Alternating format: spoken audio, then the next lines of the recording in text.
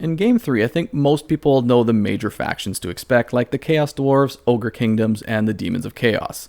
And maybe you're a bit of a lore connoisseur, maybe you're aware of the smaller factions, like the Hobgoblin Khanate, Cathay, and Kislev. Heck, maybe you're aware of the really minor stuff, like Koresh, Ind, and Nippon.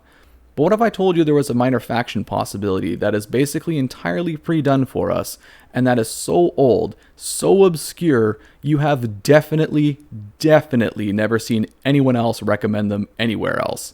Someone who has got to be the first time you've ever heard of them as a suggestion. Well, that's exactly what I got in store for you in today's video. So get extra comfy, grab an extra big glass of milk, and let's jump straight into it. Wow.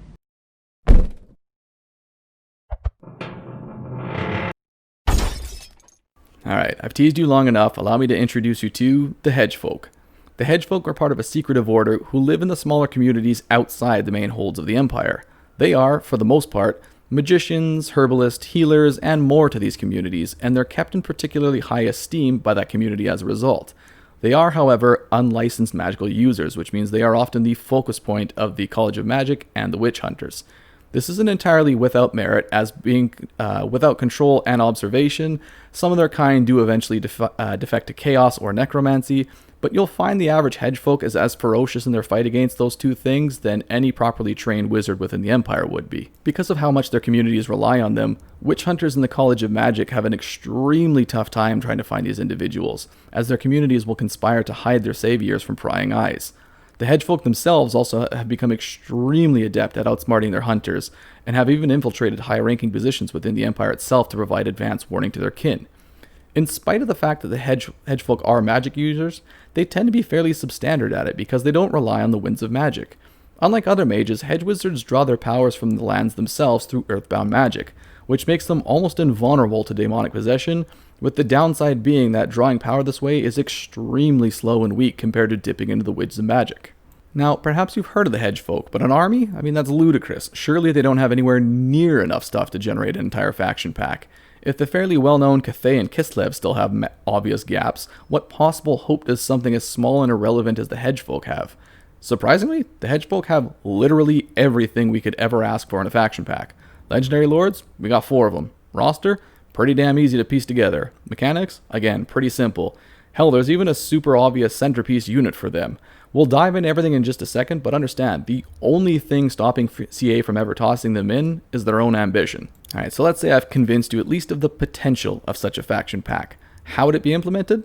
So first up, the hedgefolk would have a huge focus on magic and would have a very unique method of interaction with it. Their characters would have an infinite winds of magic reserve, but the actual charge rate for it would be extremely slow on its own, necessitating either more characters and skills to boost up the charge rate, or planning around your extremely slow abilities. They would be a horde faction with the ability to put hidden encampments in Empire, Bretonnian, High Elf, or Wood Elf territories, not unlike the Pirate Coves or Skaven Undercities. However, unlike those two, their encampments wouldn't have a negative effect on the host city, but rather a positive one. I would give them also a public office system akin to the Empire and the Wood Elves. Still, I would put a bit of an asterisk on the Horde faction mechanic because I think of all the races, it makes for the most unique experience with the Hedgefolk.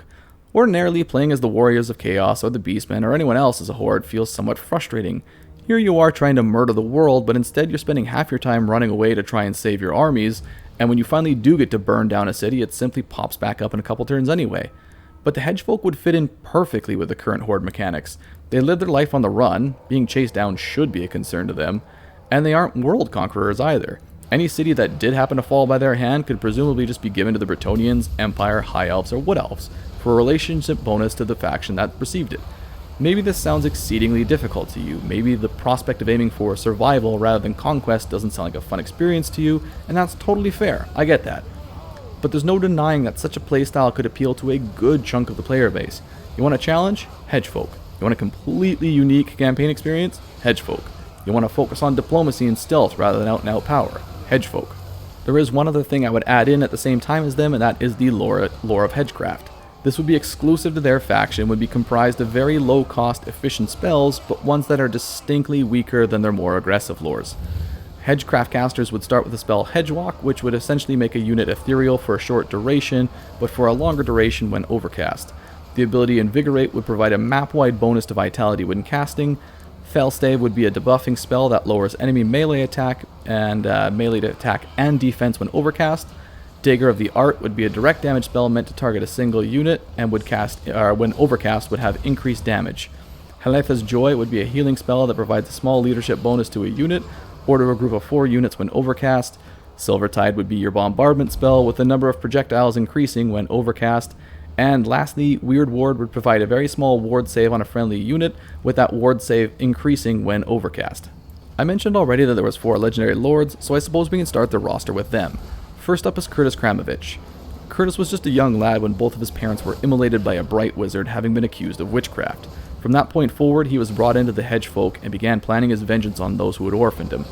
He showed himself to be one of the blessed few. These are folks with a natural affinity for magic, even without training, and by the time he had reached adulthood, he was phenomenally talented and ready to enact his plan. Intentionally revealing himself to a grey wizard by fumbling a spell, he was brought into the order and trained. From within, he climbed up to the rank of Lord Magister and began to bring in other hedge wizards and let them maintain their lifestyle in secret while promoting them to positions of power so they could do the same for other hedge folk. He is gnawed at, however, by the possibility that this was the Grey Order's plan all along. Curtis's campaign then would be about eventually taking over the entire College of Magic after securing enough positions with his own people. He could have a special position in his public office that, when occupied, would allow for the recruitment of Grey Wizards, something not available to any other Hedgefolk faction, and would also give him a relationship bonus to the Golden Order. He would also possess a bonus to Hedgemasters and Hedgewise faction-wide. Curtis himself would have access to 2 schools of magic, being both a skilled Shadowmancer and a Hedgewise.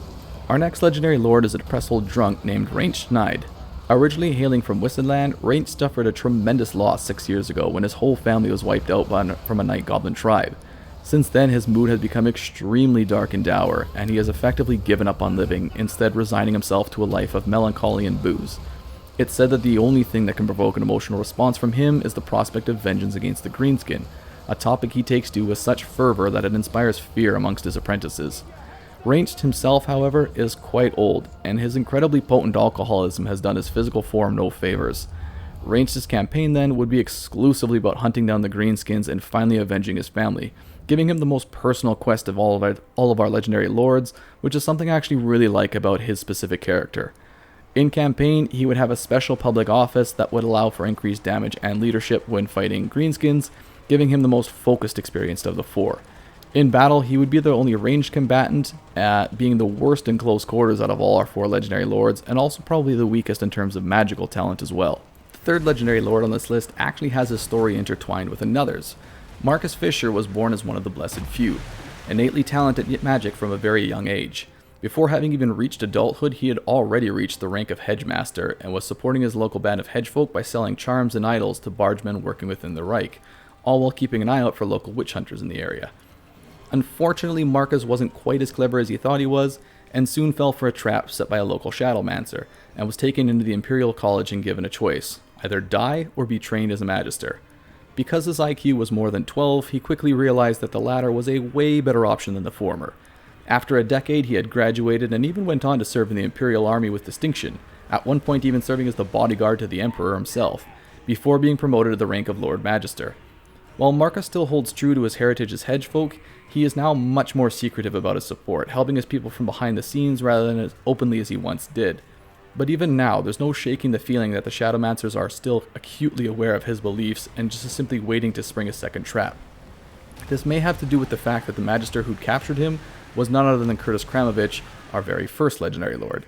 Fisher's campaign would be about trying to gain empire-wide acceptance for the hedgefolk, eventually becoming allies with the Emperor himself through missions set forth by him. He would possess a public office slot that would allow for the use of some Empire soldiers in addition to the normal hedgefolk roster, as well as providing a relationship bonus to Reichland. Fisher, unlike every other legendary lord on this list, would no longer have access to the lore of Hedgecraft, instead being exclusively able to access the lore of Shadows, and being one of the better melee combatants on our list. Our last pick is perhaps the most clever out of everyone within the hedgefolk, Madame Irene Corvinus. Unlike the other hedgefolk who try to avoid the gaze of the Imperials and eke out a simple existence, Irene promotes a much more different method, taking them out with her own tools. She is notorious for sicking the witch hunters on Sigmar priests that she deems hypocritical, not only averting the attention of the witch hunters off of her own people, but also having them take out her targets for her without her needing to reveal herself or her clan. In general, Miss Corvinus is an expert at stealth and guile, almost never being witnessed during the day, and keeping so aloof she's never been caught in her many years in leadership. She actually has earned the name the Night Rose owing to her nocturnal nature, coupled with her being a thorn in the Imperial's side. Unlike the other 3 legendary lords on our list, Irene has no interest in allegiance with the Imperials, but rather their outright destruction. Her campaign would involve taking on 3 missions, one from the High Elves, one from the Wood Elves, and one from Bretonnia, which would ultimately culminate in the destruction of the Empire. Her campaign would completely lack the option to give a conquered settlement to the Empire, instead only having the other 3 options to pick from. Her unique public office would give access to a recharging squad each of Shadow Warriors, Deepwood Scouts, and Foot Squires, with a 10-turn cooldown for each of those reinforcements. In battle, she would be a stealth debuffing duelist, popping out of the shadows to sow discord before running back in and hiding. While she technically does have access to the lore of Hedgecraft in the lore, she uses it so infrequently that I don't think making her a melee-only caster would be a melee-only non-caster would be the worst decision to make. Alright, let's get into how the roster itself would look like. Full disclosure, everything on this roster, actually everything in this entire video, come to think of it, comes from 2nd edition lore, so it really wasn't designed for armies, but rather for RPG characters. Still, I hope you'll find my picks make sense for the roster, as I did try to cater the entirety of the roster around the theme of outcasts and outlaws. So the entire army is comprised of the kind of folks who would find themselves unwanted by the Empire, but still bound by a common cause.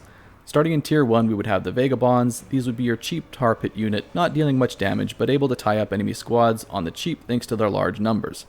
Militiamen would have 2 variants, able to provide an anti-infantry punch when armed with swords, or an anti-large unit when armed with simple spears and pitchforks. Outlaws would be our Tier 1 ranged unit, using bows to pelt enemies with arrows from afar. Moving up to Tier 2, we start out with the Woodsmen. These would be great axe infantry, possessing some reasonable armor compared to the Vagabonds, while dealing considerably more damage.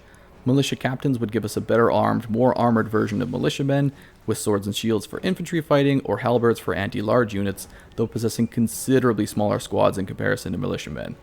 Poachers would be our ranged unit here, possessing far better range than the Outlaws, while still keeping low armor and quick speed. And lastly, footpads would be a sling-using hybrid infantry unit with stock, allowing them to soften up enemies at range before running in for melee combat. Alright, moving up to Tier 3 is where we finally start getting into some of the more fun units. Our first infantry squad would be pit fighters, who would come in 3 variants, one with dual swords, one with halberds, and ones with swords and shields. They would all be high melee attack and defense, but would suffer from fairly low armor, so in a one-on-one fight they'd have pretty good odds of winning, but if attacked from range or with tar pits, they're going to eventually go down. Scouts would be our ranged infantry, having fire in the move and scout with their abilities, making them good for hit and run tactics. Outriders would be our very first cavalry option, again with 3 variants, able to be decked out with swords, spears, or crossbows for whatever the situation called for. Lastly, wind elementals would be monstrous infantry who are focused on disruption rather than out-and-out damage potential, blowing over squads with area of effect melee attacks but dealing very low damage when doing so. Tier 4 gives us even more fun toys to play with, starting with dilettantes. These would have 3 variants, a cutlass duelist, a halberd anti-large, and a pistol hybrid unit. All 3 variants would be focused on character hunting with poisoned melee weapons, good melee attack stats, and fairly quick speed, but their small squad sizes and almost complete lack of armor means they'll die to a stiff breeze.